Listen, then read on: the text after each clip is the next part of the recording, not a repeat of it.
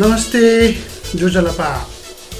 आज पनि समय सन्दर्भ लिएर उपस्थित भइसकेका छौँ। प्राविधिक मित्र दिलीप कुमार महाजन र म शङ्कर थापा। सबभन्दा पहिले हाम्रो न्यानो अभिवादन स्वीकार्नुहोस्। आज हामीसँग जोडिनु भएको छ काठमाडौँबाट अलिकति मात्रै पर काठमाडौँसँगै जोडिएको एउटा धुलीखेल नगरपालिका, धुलीखेल क्षेत्रको यो नगरपालिका, धुलीखेल नगरपालिकाका उपमेयर हुनुहुन्छ हामीसँग जोडिनु भएको छ श्री बिमला शर्मा। उहाँलाई हाम्रो यो समय सन्दर्भ कार्यक्रममा म स्वागत गर्न चाहन्छु। हेलो। हजुर हजुर हेलो हजुर नमस्कार, धन्यवाद। म सबभन्दा पहिले यहाँलाई स्वागत गर्न चाहेँ बिमला शर्माज्यू। हामी उहाँ हुनुहुन्छ उपमेयर धुलीखेल नगरपालिकाका। हामीले हाम्रो कार्यक्रममा काठमाडौँ भ्याली उपत्यकाभित्रका विभिन्न नगरपालिकाहरूको गतिविधिहरू, त्यहाँ भएका यो कोरोनाका गतिविधिहरू, कोरोनाले गरेको असरहरू र त्यसको निमित्त तपाईँहरूले चाल्नुभएका कदमहरूका बारेमा सम्पूर्ण जानकारी दिँदै गरेका छौँ।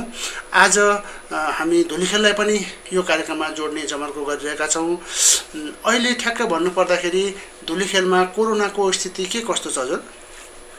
हजुर, अब धुलीखेल नगरपालिकाले कोभिड-19 को व्यवस्थापन गर्नलाई धेरै पहलहरू, यसलाई नियन्त्रण गर्नको लागि चाइनामा देखिसकेपछि नेपालमा पनि आइसकेर त्यो लकडाउन भइसकेपछि त्यति बेलादेखि नै सुरुदेखि नै हामीले यो कोरोना भाइरस, यो सङ्क्रमित यो रोग, यो भाइरसलाई चाहिँ भित्र नआउन नदिनको लागि धेरै सतर्कताहरू अपनायौँ र सुरुमा पनि यसका सजगता अपनाउँदै सामग्री, स्वास्थ्य सामग्रीहरू खरिद गऱ्यौँ। सुरुमा कसरी चाहिँ यसलाई रोकथाम गर्ने, कसरी नियन्त्रण गर्ने भनेर स्वास्थ्य सामग्रीहरू सबै जति सेनिटाइजरहरू, अब साबुन, मास्कहरू, अब यहाँ त्यहाँ चाहिने सम्पूर्णहरू गरेर बाइकिङ गरिदिँदै ठाउँ ठाउँ नाकाहरूमा एकदम कडा सुरक्षा अपनाउँदै पनि लकडाउनको समयमा चाहिँ यो धुलीखेलमा एकजना पनि सङ्क्रमितहरू देखिरहेको अवस्था थिएन। सञ्जीवनी क्वारेन्टाइन भनेर हामीले 70 बेडको चाहिँ त्यहाँ निर्माण गरेका छौँ सञ्जीवनी स्कुलमा।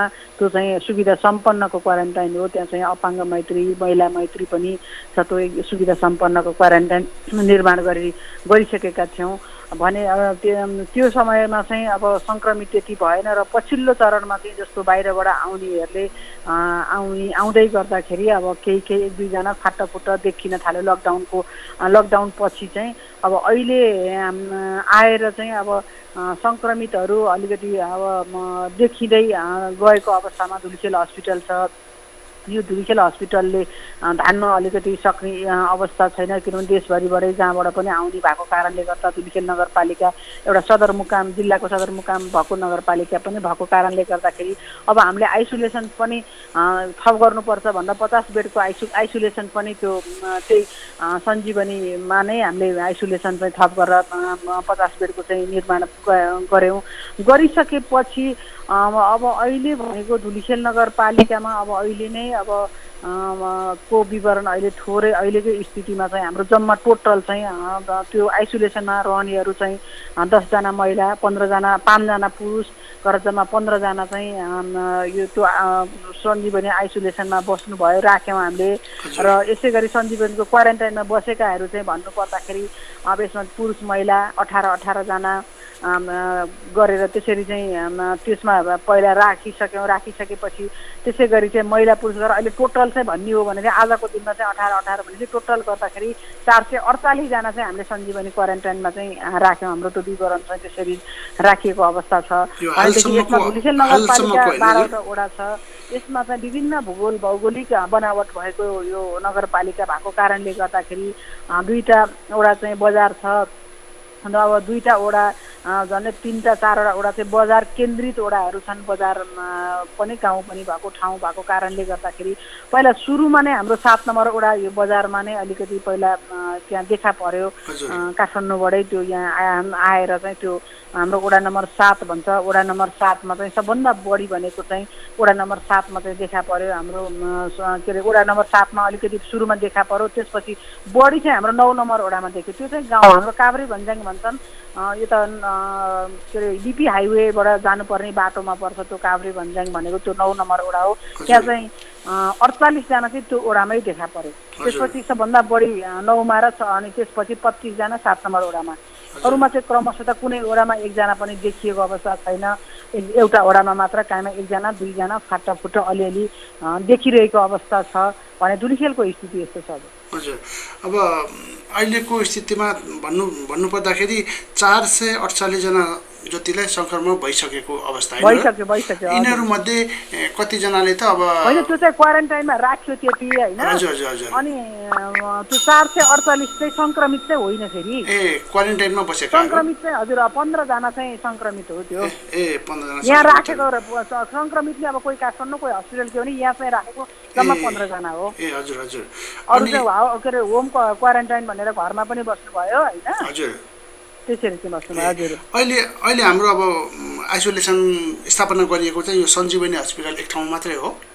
सञ्जीवनी हाई स्कुलमा छ। हजुर स्कुलमा। हजुर, अनि अरू कुनै ठाउँमा छ कि यही एउटा मात्रै हो भन्नु खोजेको? होइन, यो एउटा र हाम्रो त हस्पिटल पनि त हो नि। हस्पिटलसित सहकार्य छ नि त हाम्रो हस्पिटल र हामीले अब उता हुँदाखेरि उता पनि यता पनि बराबर राख्छौँ। हस्पिटल पनि हाम्रो नगरपालिकाकै आइसोलेसन जस्तै छ। धुलिखेल हस्पिटल सामुदायिक हस्पिटल छ नि यहाँ। त्यो हस्पिटलमा पनि हामीले गर्छौँ। सङ्क्रमित सङ्ख्या चाहिँ यो धुलिखेल नगरपालिकामा चाहिँ अहिले 117 जना चाहिँ छन् जस्तो लाग्छ मलाई। 117 जना अहिलेसम्मको। हजुर हजुर। अनि यसमा हाम्रो धुलिखेलमा मृत्युवरण गर्नुभएका कोही नागरिकहरू त हुनुहुन्न है? हजुर, धुलिखेलमा हाम्रो मृत्युवरण गर्नुभएका कोही नागरिकहरू त हुनुहुन्न है? होइन यस्तो छ मृत्युवरण पनि यहाँ भएकै छ। किनभनेदेखि वडा नम्बर 7 मा उहाँ काठमाडौँबाट आउनुभयो नि त। काठमाडौँबाट उहाँ आउनुभयो होइन। आउनु भएको वृद्ध हुनुहुन्थ्यो क्या। उहाँ चाहिँ झन्डै 84-90 वर्ष हुन लाग्नु भएको थियो होइन।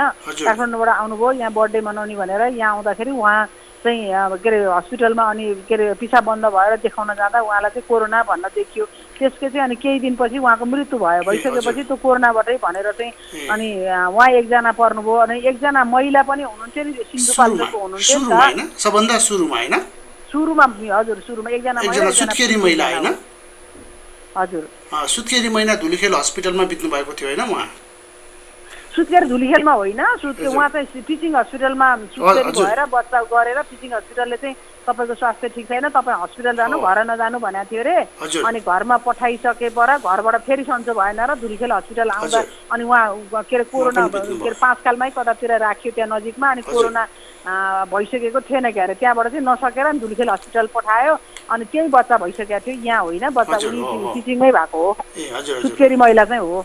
उहाँ पनि बित्नु भयो है? बित्नु भयो हजुर। सुरुमा पहिलो कोरोना संक्रमित है उहाँ चाहिँ कोरोनाबाट। हजुर, अब यतिका अहिले चाहिँ समाजमा धेरै अब भनौँ न काठमाडौँमा पनि धेरै अब मेयरहरूलाई अब राजनीतिक कर्मी भनौँ उहाँहरूलाई अब स्वास्थ्य कर्मीहरूलाई पनि व्यापक रूपमा लागिरहेको छ यो फैलिरहेको अवस्थामा।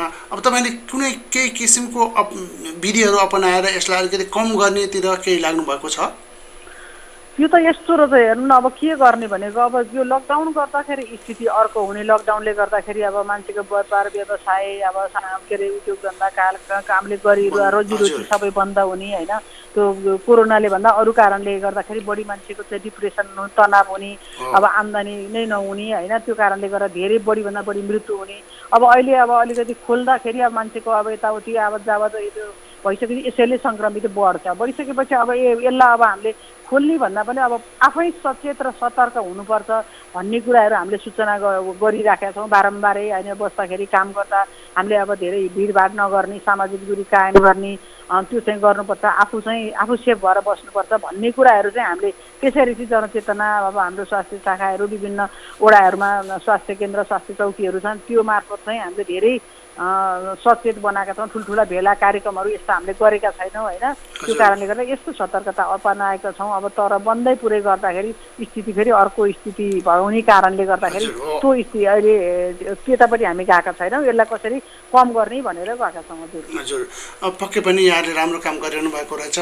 अनि अब यो समाजमा अहिलेको भन्दा पनि ज्यादा द्रुततर गतिमा फैलिएर गयो भने त्यसको लागि अब क्वारेन्टाइन अथवा आइसोलेसनहरू त हाम्रो नगरको लागि पर्याप्त छन् है? छ धुलिखेल नगरपालिकामा त छ। हजुर, हजुर। अब अनि एउटा कुराहरू के सोध्न चाहन्छु भने म अहिले विभिन्न नगरका नगर प्रमुखहरू भए, स्वास्थ्य कर्मीहरू भए, अब राजनीतिक कर्मीहरू भनौँ न, अब बालुवाटारमै छिरिसकेको अवस्था पनि आइसकेको छ। यसरी छिरिहालेको खण्डमा अब सरकारी तवरबाट केही हेल्प लिनु भएको छ कि अब हाम्रो नगरले नै केही त्यसको सबै आर्थिक तर्जुमा सबै नगरले नै गरिरहेको छ?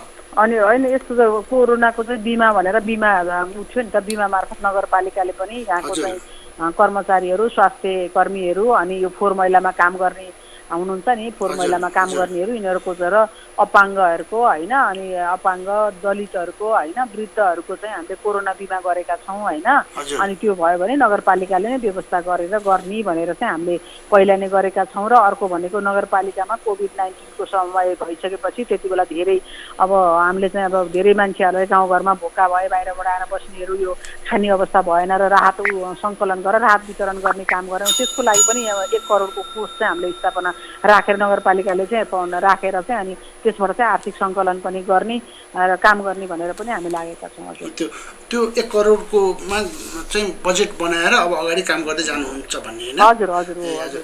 अनि अब अर्को कुरा के सोध्न चाहन्छु भने अब यो हाम्रो स्वास्थ्य कर्मीहरू अब छन् नि, उहाँहरूलाई अब अनि यो सुरक्षा कर्मीहरू उहाँहरू जुन अगाडिको फ्रन्ट लाइनमा काम गर्नुहुन्छ र अनि घरमा फर्किँदाखेरि तँलाई कोरोना लागेको छ भनेर अब गाउँलेले छिमेकीहरूले अलिकति हेलाको दृष्टिले हेर्ने त्यस्तो किसिमको वातावरण पनि देखिन्छ हाम्रो समाजमा। धुलिखेल नगरपालिकामा चाहिँ यो अवस्था के छ हजुर?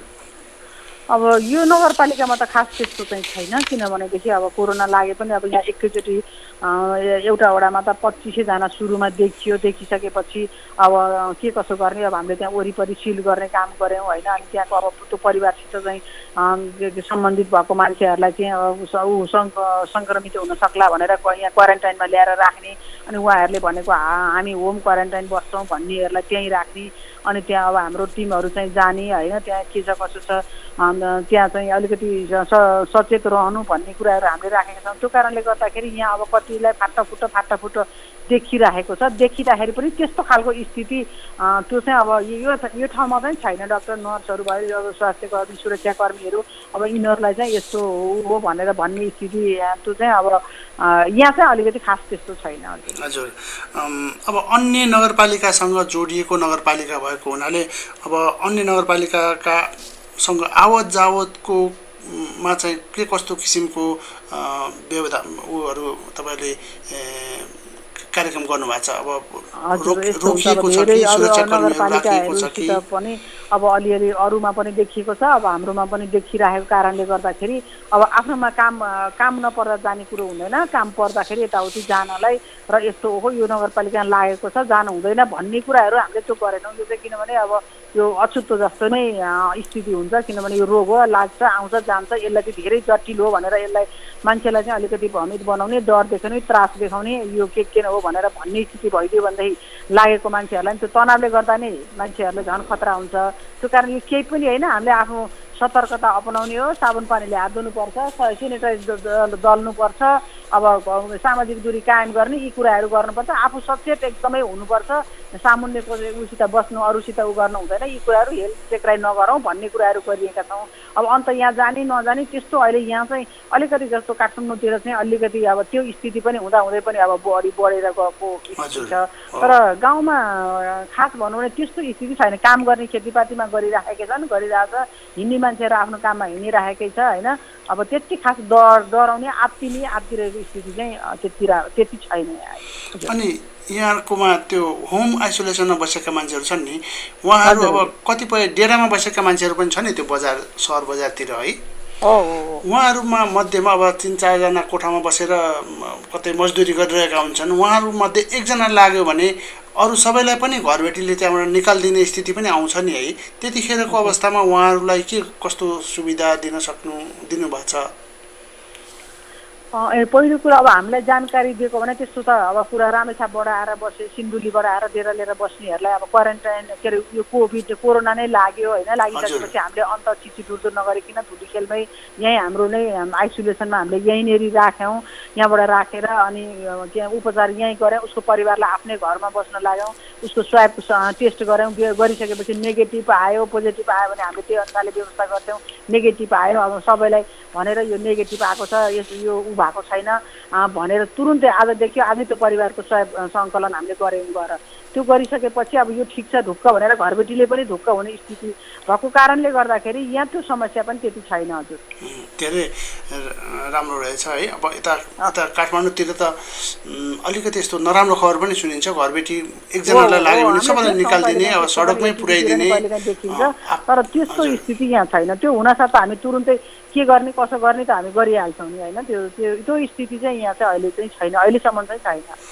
अनि नगरमा एम्बुलेन्सहरूको व्यवस्था के कस्तो भइरहेको छ हजुर यो यस्तो छ नगरमा एम्बुलेन्स छुट्टै भन्दा पनि धुलीखेल अब काभ्रेमै 17वटा कि 18वटा कति 19वटा एम्बुलेन्सहरू छ सबैलाई चाहिँ अब यो चाहिँ स्ट्यान्ड बाई राखेको छ अब नगरलाई पर्यो भने धुलीखेल हस्पिटल अब यिनै एम्बुलेन्सहरू प्रयोग गरिन्छ नगरपालिकाको भनेर छुट्टै एम्बुलेन्स छैन अब एम्बुलेन्स चाहिँ ल्याउनु पर्छ अब भन्ने कुराहरू चाहिँ भइरहेको छ तर यो अहिले जिल्लाभरिकै चाहिँ एम्बुलेन्सले काम गर्छन् अहिले हजुर अनि यो सुरक्षाकर्मीहरूलाई सरकारले चाहिँ सुरक्षा भत्ता भनेर दिने एक किसिमको नयाँ भत्ता थपेर दिने योजना थियो त्यसमा चाहिँ हाम्रो नगरले केही बाँडेको छ कि अथवा के छ त्यो छ अनि 80% भनेर चाहिँ अनि उहाँहरूलाई चाहिँ सुरक्षाकर्मीहरूलाई होइन यो हाम्रो अब स्वास्थ्य कर्मी भनौँ न मेन स्वास्थ्य कर्मीहरू रिक्स उसमा बस्ने अनि अब हाम्रो नगर प्रहरीहरू यो जति खटेको हुनुहुन्छ नि अब यो उहाँहरूलाई चाहिँ अलिकति थप भनेर चाहिँ हामीले व्यवस्था गरेका छौँ नगरपालिकाकै तर्फबाट नगरपालिकाले नै गरेको किनभने उहाँहरूलाई हौसला दिनु पर्यो काम गर्नेहरूलाई त अलिकति हेर्नु पर्यो नि त्यो कारणले गर्दा हामीले निर्णय गरेर नै उहाँहरूलाई थप दिएका छौँ हजुर अब यो कोरोनालाई हामीले अब यत्तिकै रोक्न त सक्दैनौँ जस्तो सबैले अनुमान गरिसकेका छन् र कोरोना फ्रेन्डलीको रूपमा सँगै जाने भन्ने किसिमको पनि कति सोचाइ आइसकेको छ त्यो बाहेक पनि अब सरकारी तवरबाट यस्तो काम गरिदिएको खण्डमा कोरोना चाहिँ रोकिन्छ कि भन्ने केही यहाँलाई लागेको छ अब त्यो चाहिँ यस्तो छ अब अहिले त अब अरू विकसित राष्ट्रहरूले पनि अब यसको चाहिँ अब के अरे भ्याक्सिन्स बनाएको छ भनेर चाहिँ उसले अब आफ्नो देशमा भइसकेपछि पछि पठाउने होला तर हामीले चाहिँ अब तुरुन्तै अब यो लागिसकेपछि यसो गर्ने भन्दा मेन कुरा आत्मबल बलियो बनाउने हो हाम्रो घरेलु नै उपचारहरू पहिला पनि त हिजो पनि यस्ता सङ्क्रमित रोगहरू धेरै हुन्थे हाम्रा पिता पुर्खाहरूले चाहिँ पहिलादेखि नै अब के घरेलु उपचारहरू पनि अलिअलि गर्दाखेरि पनि त धेरै रोगहरू ठिक भएको थियो नि त्यसै गरी अब हामी चाहिँ गुर्जो भयो अब अदुवा भयो बेसार भयो यस्तो पकाएर खानुपर्छ बेलुका खाना खाइसकेपछि यो गर्नुपर्छ है खाना अगाडि खाना पछाडि यसरी चाहिँ खानुपर्छ ठिक्क मात्रा यसको मात्रा उ गरेर खानुपर्छ भन्ने कुराहरू चाहिँ हामीले अब हरेकलाई चाहिँ यस्ता कुराहरू चाहिँ भनेका छौँ होइन अब जसरी पनि हामीले आत्मबल बलियो बनाउने हो आत्मबल बलियो बनाउने काम गरेका छौँ जसले आत्मबल बलियो बनाएको छ एउटै परिवारमा हाम्रो यहाँ बनेपामा समन्वय प्रमुखको चाहिँ परिवारलाई नै लाग्यो तर त्यो परिवार सबै एकदम सकुशलै ठिक भयो क्या उहाँहरूलाई उहाँहरूको चाहिँ ऊ पनि नदेखिकन चाहिँ के अरे उहाँहरू ठिक हुनुभयो भनिसकेपछि त्यो कारणले गर्दा यस्तो जे भए पनि हाम्रो आत्मबल बलियो बनायो भनेदेखि हुने रहेछ भन्ने कुराहरू हामीले जनतालाई चाहिँ यही गर्नुपर्छ भन्ने कुराहरूले त्यसरी हामी गएका छौँ अब लागिहाल्यो भने भोलि यसो गर्ने अब के गर्ने भन्दा अब आइसोलेसन बनाएका छौँ क्वारेन्टाइन बनाएका छौँ अब यहाँ स्वास्थ्य सामग्रीहरू गरेका छौँ अब हरेक चिजहरू राहत नहुनेहरूलाई राहतहरू पनि के अरे ठिक गरेका छौँ अब कमजोर अवस्थालाई दिँदै पनि गरिरहेका छौँ होइन त्यस्तो कामहरू चाहिँ हामीले गरेका छौँ होइन अब शङ्का देखियो भने उसलाई स्वाब सङ्कलन गर्ने भनेर सरकारले भनिरहेको छ अब अरूलाई नगर्ने भन्दाखेरि अब हामीले पनि शङ्कास्पद बाहिरबाट आउनेलाई यहाँ पनि अलिकति लक्षण देखिएकाहरूलाई चाहिँ त्यो गर्ने काम गरेका छौँ होइन अब अहिले चाहिँ त्यसरी आत्तिएर उ गर्ने चाहिँ धुलिखेल नगरपालिकाले चाहिँ गरेको छैन हजुर अब अन्त्यतिर हामी आइपुगेका छौँ उपमेयरज्यू अब जाँदै हाम्रा श्रोताहरूलाई अब कुनै किसिमको सुझाव दिन चाहनुहुन्छ भने के भनिदिनुहोस् न हजुर अब मैले के भन्छु भनेदेखि सर्वप्रथम त पहिला हामीले आत्मबल नै बलियो बनाउनु पर्छ यो सङ्क्रमित यो सरुवा रोग हो होइन यस्ता रोगहरू पहिला पनि हाम्रा रुगाखोकी ज्वरो विभिन्न खालका सर्ने नसर्ने रोगहरू हामीलाई देखा परेकै हुन् त्यो अवस्थामा जसले आत्मबल बलियो बनाउँछ त्यसलाई चाहिँ ती रोगहरूले केही नछोको अवस्था आज पनि अब यसलाई सँगै लिएर जानुपर्छ। यो कोरोना भाइरस यो सामान्य हो भनेर हामी सबैले जानुपर्छ। हामीले चाहिँ आफ्नो चाहिँ अब अलिकति सुरक्षित भएर पनि बस्नुपर्छ। मास्कहरू लगाउनु, काहीँ निस्किँदाखेरि पनि साबुन पानीले बारम्बार हात धुनु होला, सेनिटाइजर लगाउनु होला। त्यसपछि काहीँ कुनै ठाउँमा भेट्दाखेरि सबैसित नजिकै नबस्नु होला, हात नमिलाउनु होला, आफ्नो सोसल डिस्टेन्स कायम गरेर चाहिँ आफ्नो क्रियाकलापहरू गर्नु होला भन्ने स्थिति। किनभने अब शिक्षा को पनि अब अहिले धेरै डङ्गाडोल भइरहेको स्थिति छ, डामाडोल भएको स्थिति छ। पढ्ने विद्यार्थी भाइ बहिनीहरू सबैलाई पनि, स्कुलका टिचरहरू, अभिभावकहरू सबैलाई पनि यो सबै कुराहरूमा एकदम सचेत भएर जानुपर्छ। आफ्नो बालबच्चाहरू परिवारलाई पनि र धेरै कुरा तनाव लिएर बस्नु हुँदैन। यो यस्तो हो कि भन्दाखेरि धेरै अहिले यो कोरोनाले भन्दा पनि धेरै तनाव र यो डिप्रेसनले गर्दाखेरि मान्छेको सुसाइड पनि बढेको छ। त्यो नगरिदिनु होला। आज नराम्रो भयो भोलि राम्रो हुन्छ, आज अप्ठ्यारो भयो भोलि सप्ठ्यारो हुन्छ। त्यो कारणले गर्दा समस्या पछाडि समाधान पनि लखेटेर आइरहेको हुन्छ। त्यो कारण सानोतिनो कुराहरू लाई धैर्यता गर्दै जानु होला भन्ने मेरो तर्फबाट यही नै सम्पूर्ण देशभरि नै रहनुभएका अथवा सम्पूर्ण अब के अरे मेरो नगरपालिकाभित्र रहनुभएका सम्पूर्ण जनताहरू सबैलाई नै म यही भन्न चाहन्छु। हजुर, हस्, धेरै धेरै धन्यवाद। अनि मुख्य कुरा तनाव लिनु हुँदैन र आफैलाई सुरक्षित राख्नुपर्ने यहाँको यो भनाइ एकदम हामीलाई राम्रो लाग्यो र आफ्नो अमूल्य समय दिई यो महत्त्वपूर्ण जानकारी हाम्रा श्रोताहरूलाई दिनुभएकोमा म धुलिखेल नगरपालिकाका उपमेयर बिमला शर्माज्यूलाई धेरै धेरै धन्यवाद दिन चाहन्छु। मलाई पनि यहाँहरूले चाहिँ लामो समय पनि अलिकति आफूले गरेको भएका क्रियाकलापहरू अरू सामु राख्न दिनुभएकोमा धेरै धेरै धन्यवाद र नमस्कार पनि गर्न चाहन्छु। भविष्यमा हामी फेरि यहाँसँग जोडिने प्रयास गर्नेछौँ र सुरक्षित रहनुहोला। अग्रपङ्क्तिमा खटिने यहाँहरू एकदम सुरक्षित रहनुहोला भन्दै म कार्यक्रममा छुटिन चाहन्छु। धेरै धेरै धन्यवाद। हजुर, हस् त, धन्यवाद। अब कार्यक्रमको हामी लगभग अन्त्यतिर आइसकेका छौँ। आजको यो कार्यक्रमबाट अब दिलीप कुमार महाजन र म शङ्कर थापा पनि बिदा हुन्छौँ। नमस्ते, शुभ।